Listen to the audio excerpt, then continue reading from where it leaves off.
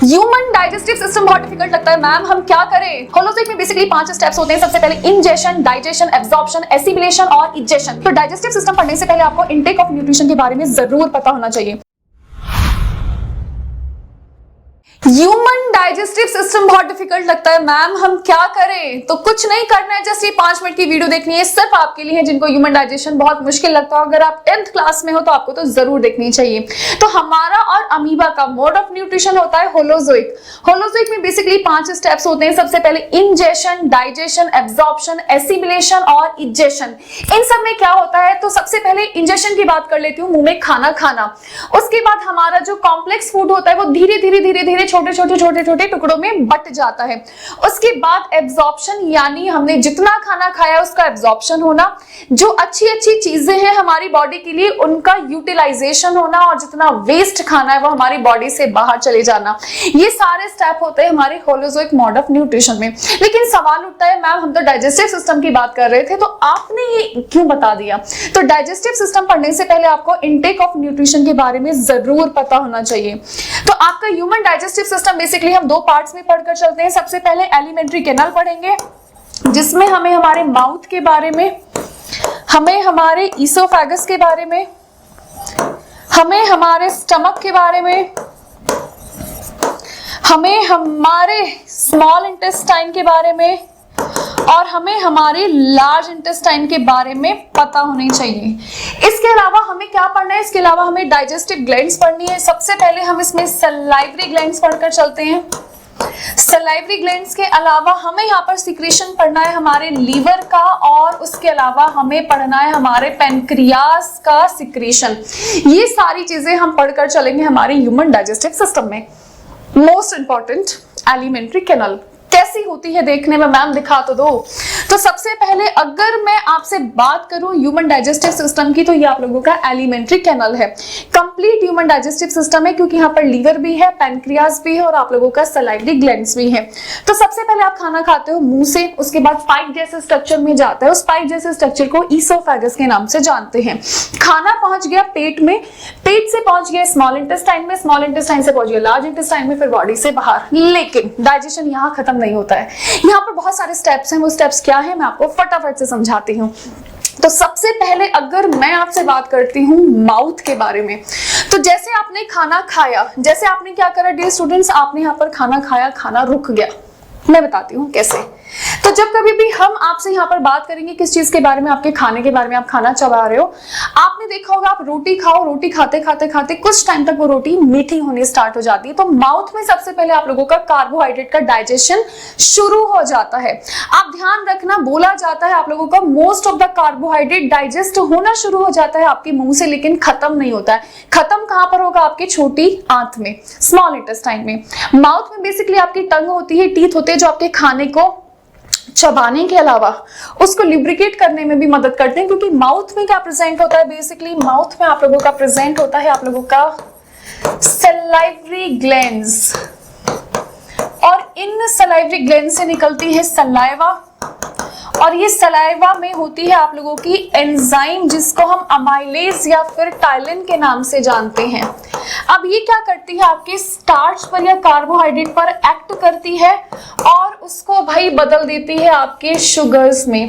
उसको बदल देगी, किस चीज में बदल देगी? आप लोगों के शुगर्स में बदल देगी। तो ये प्रोसीजर बेसिकली आपके मुंह में होता है, जिसकी वजह से हम कहते हैं कि खाना खा रहे हैं मीठा लग रहा है भाई, रोटी चबा रहे हैं मीठी लग रही है, क्योंकि कार्बोहाइड्रेट का पार्शियल डाइजेशन हो चुका है आपके माउथ में। फाइनल डाइजेशन यहाँ नहीं होगा, फाइनल होगा आपके स्मॉल इंटेस्टाइन में। अब नेक्स्ट एक पाइप जैसा स्ट्रक्चर होता है, जिसको हमने ईसोफेगस का नाम दिया है। ईसोफेगस क्या करता है? आपका खाना कहां पर लेकर आता है? आपके स्टमक में। तो स्टमक के बारे में एक बात बहुत अच्छे से जान लीजिए कि भैया स्टमक में आप लोगों का सिर्फ और सिर्फ प्रोटीन का जो डाइजेशन है वो स्टार्ट होता है। क्या होता है डियर स्टूडेंट? प्रोटीन का डाइजेशन स्टार्ट होता है। इसके अलावा हमारे स्टमक में HCl होता है, जो प्रोटीन को डाइजेस्ट करने में मदद करता है, उसके अलावा हमारे खाने में जितने बैक्टीरियाज होते हैं उनको किल करता है। उसके अलावा आपको आपके स्टमक के बारे में पता होना चाहिए कि यहाँ पर आप लोगों का गैस्ट्रिक जूस होता है। क्या होता है डियर स्टूडेंट? आप लोगों का गैस्ट्रिक जूस होता है। तो यहाँ पर सिर्फ और सिर्फ आपके फैट के ऊपर कुछ नहीं होगा, कार्बोहाइड्रेट के ऊपर कभी कुछ नहीं होगा, जितना भी एक्शन होगा सारा का सारा प्रोटीन के ऊपर होगा। और यहाँ पर कौन सी एंजाइम पाई जाती है? पेप्सिन। यहाँ पर कौन सी एंजाइम पाई जाएगी? पेप्सिन। छोटे बच्चों में रेनिन भी पाई जाती है क्योंकि दूध पीते हैं छोटे बच्चे, हम तो सब कुछ खा लेते हैं, लेकिन जो स्पेसिफिकली केवल दूध पीते हैं छोटे छोटे बच्चे, उनके अंदर रेनिन भी पाई जाती है। बड़ी उम्र के साथ साथ रेनिन का अमाउंट भी हमारे अंदर कम होता चला जाता है। इसके बाद आपका जो खाना है वो पहुंच जाता है आप लोगों का स्मॉल इंटेस्टाइन में। ध्यान रखिएगा, स्मॉल इंटेस्टाइन में आप लोगों का कंप्लीट डाइजेशन होता है। बोला जाता है कि आप कुछ भी खा लो, कुछ भी खा लो, आपका जो कंप्लीट डाइजेशन है वो आप लोगों का स्मॉल इंटेस्टाइन में भी होता है। यहाँ पर क्या होगा? यहाँ पर बेसिकली लीवर से बाइल आएगा और ये जो बाइल है ये बेसिकली आपके फैट को डिग्रेड करने में मदद करेगा। फैट टूटता है फैटी एसिड और ग्लिसरोल में, किसकी मदद से टूटता है? बाइल की मदद से टूटता है।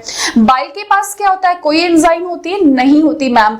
बाइल के पास आपकी दो सॉल्ट होती है, इन सॉल्ट का नाम आप याद रखेंगे, बिलीरुबिन और बिलीवर्डिन। तो ये हमको ध्यान में रखना है कि भैया स्मॉल इंटेस्टाइन में कंप्लीट डाइजेशन हो जाता है। स्मॉल इंटेस्टाइन में फैट की बात कर लो, प्रोटीन की बात कर लो, आप कार्बोहाइड्रेट की बात कर लो, टोटली कंप्लीटली डाइजेस्ट हो जाते हैं। अब यहाँ पर एक स्पेशल चीज पाई जाती है जिसको हम विलाय बोलते हैं, जो क्या करता है? खाने को एब्जॉर्ब करता है और सरफेस एरिया प्रोवाइड करता है। वो विलाय कैसे होते हैं? आपके फिंगर लाइक ऑब्जेक्शंस होते हैं। मैं आपको दिखा भी देती हूँ अगले पेज पर। ये क्या है डियर स्टूडेंट्स? बेसिकली विलाय है, ये आपका फूड एब्जॉर्प्शन में मदद करते हैं। किस चीज में मदद करते हैं? फूड एब्जॉर्प्शन में मदद करते हैं। यानी जितनी भी अच्छी चीजें हैं हमारी बॉडी के लिए वो विलाय अपने पास रख लेंगे और खराब चीजों को वो लार्ज इंटेस्टाइन के पास भेज देते हैं। यहाँ पर आपको दो चीजों के बारे में पता होना चाहिए कि बाइल तो हमारा लीवर से आता है, लीवर में प्रोड्यूस होता है, लेकिन स्टोर होता है गॉल ब्लैडर में। इसके अलावा पैनक्रियाज का क्या काम है भाई? तो पैनक्रियाज भी मदद करता है किसको डाइजेस्ट करने में? फैट को डाइजेस्ट करने में। पैनक्रियाज डुअल फंक्शन परफॉर्म करता है। वो डुअल फंक्शन कौन कौन से होते हैं मैं आपको फटाफट बता देती हूँ। पैनक्रियाज की अगर मैं आपसे बात करती हूँ तो पैनक्रियाज सबसे पहले पैनक्रिएटिक अमाइलेज भेजता है जो स्टार्च को माल्टोस में बदल देता है। ये सारा का सारा कारनामा स्मॉल इंटेस्टाइन में होता है। आप ध्यान रखिएगा जब कभी भी आप लोगों से स्मॉल इंटेस्टाइन के बारे में बात की जाए तो स्मॉल इंटेस्टाइन में आपका लीवर और पैनक्रियाज दोनों के दोनों अपना सीक्रेशन भेजते हैं ताकि कंप्लीट डाइजेशन हो सके। सेकेंडली इसके पास ट्रिप्सिन होती है जो प्रोटीन को पेप्टाइड्स में बदल देती है और पेनक्रिएटिक लाइपेज होता है जो फैट को फैटी एसिड और ग्लिसरॉल में बदल देता है। यानी अगर देखा जाए तो स्मॉल इंटेस्टाइन के पास खुद के सीक्रेशंस तो होते हैं लेकिन उसके अलावा पैनक्रियाज और लीवर भी मदद करते हैं कंप्लीट डाइजेशन में। आपने पैनक्रियाज को देख लिया। पैनक्रियाज इसके अलावा आपका इंसुलिन भी प्रोड्यूस करता है जो आपके बॉडी का ब्लड शुगर लेवल कंट्रोल में रखता है। कंट्रोल मजनू कंट्रोल वही वाला सीन होता है। तो पैनक्रियाज से इतनी सारी चीजें निकलती हैं, ये सब स्मॉल इंटेस्टाइन में जाएंगी। लीवर से बाइल निकलता है, स्मॉल इंटेस्टाइन में जाएगा और स्मॉल इंटेस्टाइन में सबका खात्मा हो जाएगा, यानी सब डाइजेस्ट हो जाएगा। डाइजेस्ट होने के बाद स्मॉल इंटेस्टाइन क्या करेगा? उन चीजों को विलाय के पास भेजेगा और विलाय फूड एब्जॉर्प्शन करने में मदद करेगा। इसके बाद अगर मैं आपसे बात करती हूँ किस चीज के बारे में? लार्ज इंटेस्टाइन के बारे में। तो लार्ज इंटेस्टाइन में किसी भी प्रकार का कोई भी डाइजेशन नहीं होता है। लार्ज इंटेस्टाइन में सिर्फ एब्जॉर्प्शन होगा। किस चीज का? पानी का, विटामिन का, दवाइयों का। तीन चीजें ध्यान में रखनी है।